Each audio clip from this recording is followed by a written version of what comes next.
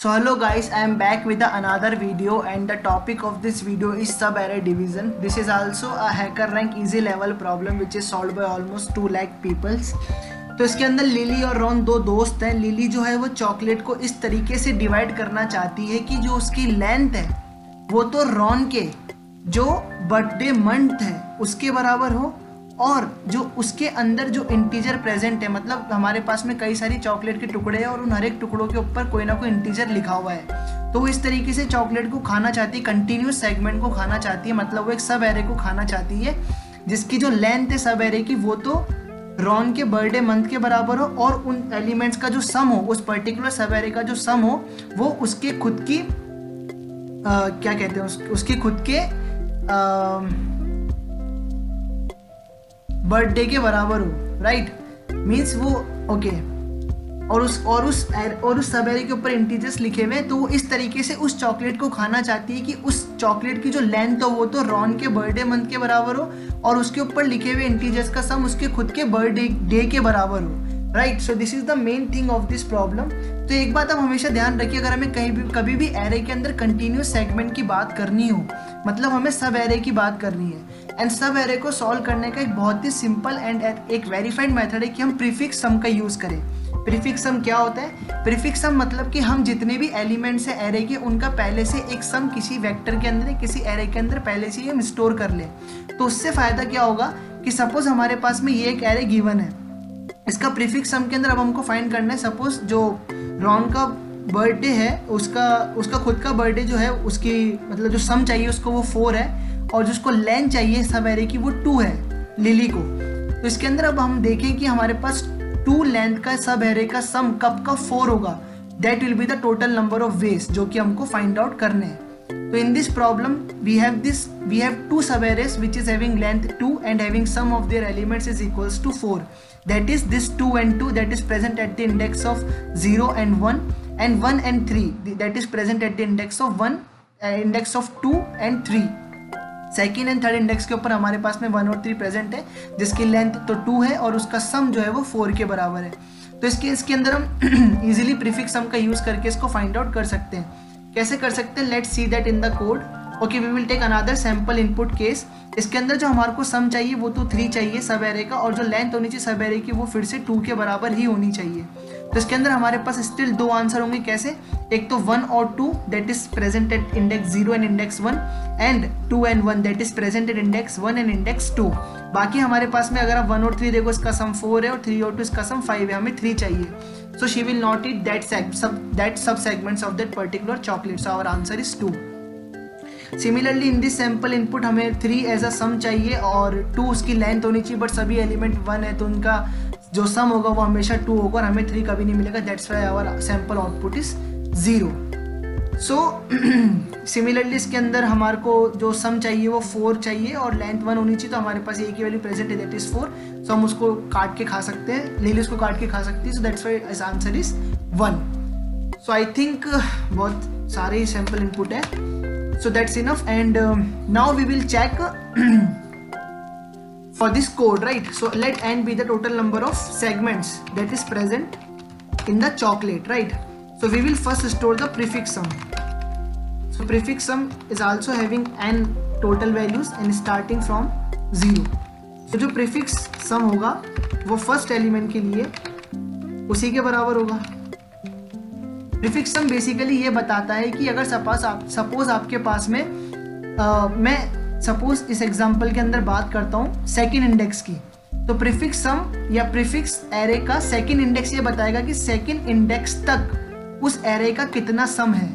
जैसे कि for the second index the prefix some is 1 + 2 + 1 that is 4।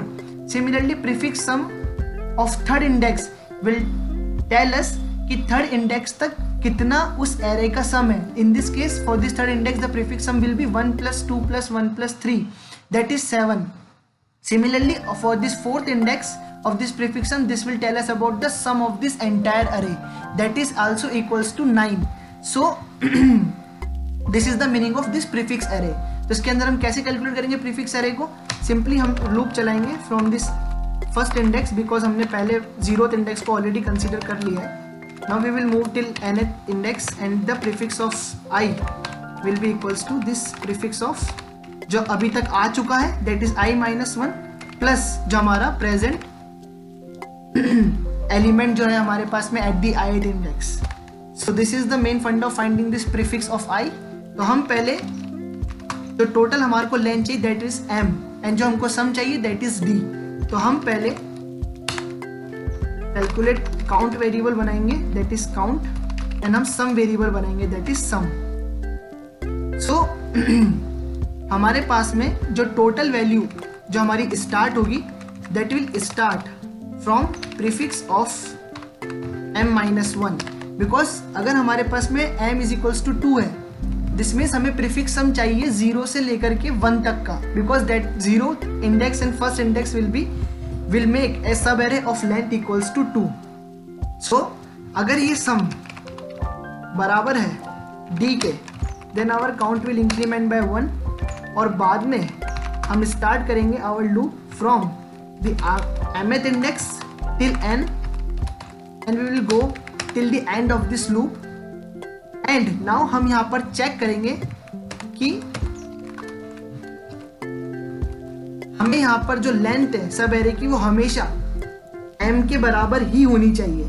तो अगर हम सपोज 0 से लेकर के 1 तक की अगर हमारे पास सपोज लेंथ इक्वल्स टू 2 है सपोज इन दिस केस हमारे पास में लेंथ इक्वल टू 2 है तो अब यदि हम सेकेंड इंडेक्स के ऊपर आ चुके हैं तो हमें इस फर्स्ट वाले इंडेक्स के प्रीफिक्स सम को माइनस करना पड़ेगा ताकि हमें फर्स्ट और सेकंड इंडेक्स का सम मिल पाए बिकॉज हमें लेंथ हमेशा 2 ही मेंटेन करनी है.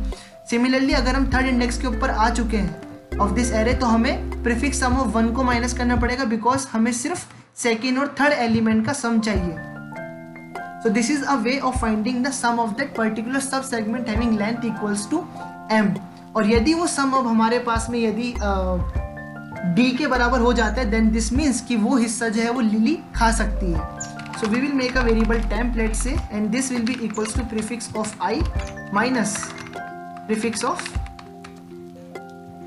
index and in every step I will increment this index because I have created this variable for my sake of help. आप चाहो तो इसको I minus m minus 1 भी कर सकते हो that will also give the same answer.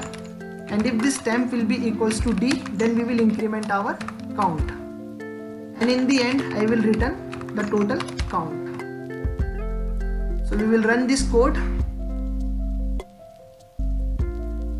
because इसके अंदर आपको सिंपली बस ये देखना है कि जो लेंथ ऑफ दैट सेगमेंट है sorry this is not array of 0 this is A S of 0.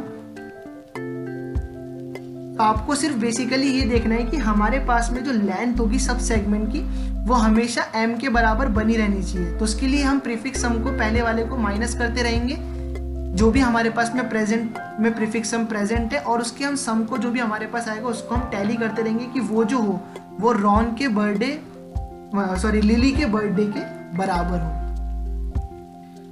So let's submit this code. Okay, this is giving the correct answer. So if you still have any doubts then do ask me in the comment section. I will be more than happy to clear all your doubts if you have any. And if you find this video helpful then do like and subscribe to my channel. Thank you.